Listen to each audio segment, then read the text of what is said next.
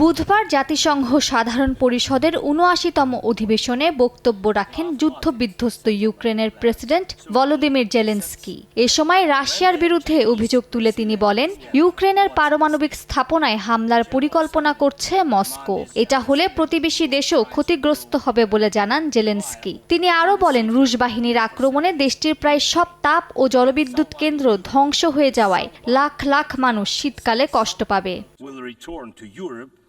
চীন ও ব্রাজিল সমঝোতার আহ্বান জানালেও পূর্ণ পরিকল্পনা প্রস্তাব না করায় নিন্দা জানান জেলেনস্কি। এসব অর্ধ পরিকল্পনা ইউক্রেনীয়দের দুর্গতি আরও বাড়াবে বলে শঙ্কা প্রকাশ করেন তিনি। বিশ্ব নেতাদের ইউক্রেনের পাশে দাঁড়ানোর আহ্বান জানান দেশটির president.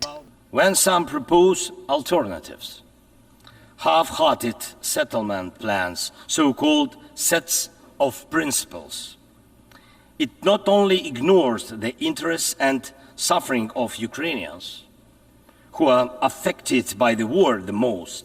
It not only ignores reality, but also gives Putin the political space to continue the war and pressure the world to bring more nations under control.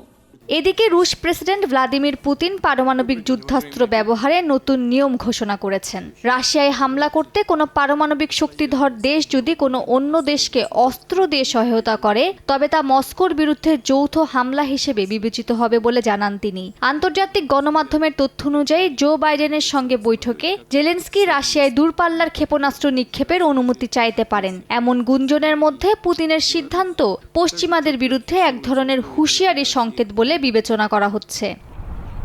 Putin Zelensky পাল্টাপাল্টি হুঁশিয়ারির মধ্যেও সরব রয়েছে রাশিয়া ইউক্রেনের যুদ্ধের ময়দান। রুশ সেনাবাহিনী ইউক্রেনের পশ্চিমাঞ্চলের শহর ক্রামাতোর্স্কে হামলা চালিয়েছে। এ ঘটনায় হতাহত হয়েছেন অনেকে। অন্যদিকে রাশিয়ার ২৮টি ড্রোন ও ৪টি ক্ষেপণাস্ত্র ভূপাতিত করেছে ইউক্রেনের সেনারা। মালিহা সুহরাওয়ার্দী, সময় সংবাদ।